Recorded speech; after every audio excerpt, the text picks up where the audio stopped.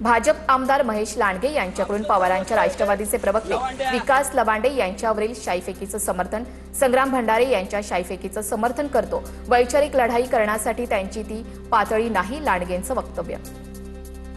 काही क्षेत्रामध्ये अशा प्रकारचं म्हणजे शब्द वापरणं हे चुकीचं आहे आणि त्याला संग्राम बापूंनी काय चुकीचं केलेलं नाही। शाई फेकणं त्यांनी लोकशाहीच्या माध्यमातून त्यांचा एक हे केलाय, त्यांनी निषेध व्यक्त केलाय।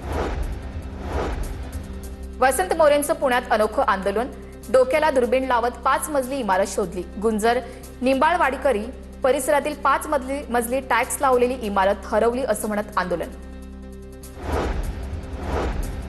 सांगलीत 2 परदेशी बनावटीच्या पिस्तूलसह 3 अटक। महाराष्ट्र राज्य पत्रकार संघटनेचे संस्थापक संजय भोकरेंच्या हत्येचा कट होता।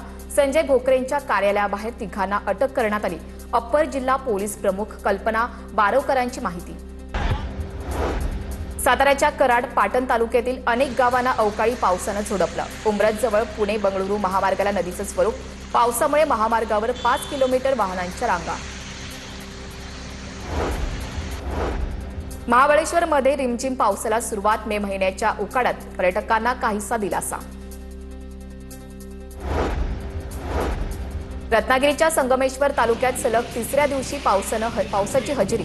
संगमेश्वर बाजारपेठ परिसरातील रस्ते नाले पावसानं तुडुंब, व्यावसायिक आणि नागरिकांची तारांबळ। सततच्या पावसामुळे आंबा पिकाला मोठा फटका। रायगड जिल्ह्यातील नागोठणे परिसरात वादळी वाऱ्यासह झालेल्या पावसामुळे मोठं नुकसान। नागोठणे रेल्वे स्थानक परिसरात झाड कोसळल्यानं अनेक दुचाकींचं नुकसान।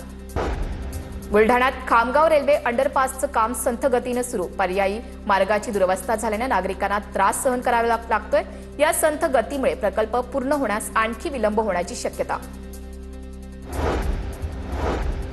सांगली शहरात रितेश देशमुख आणि जेनेलियाचा रोड शो।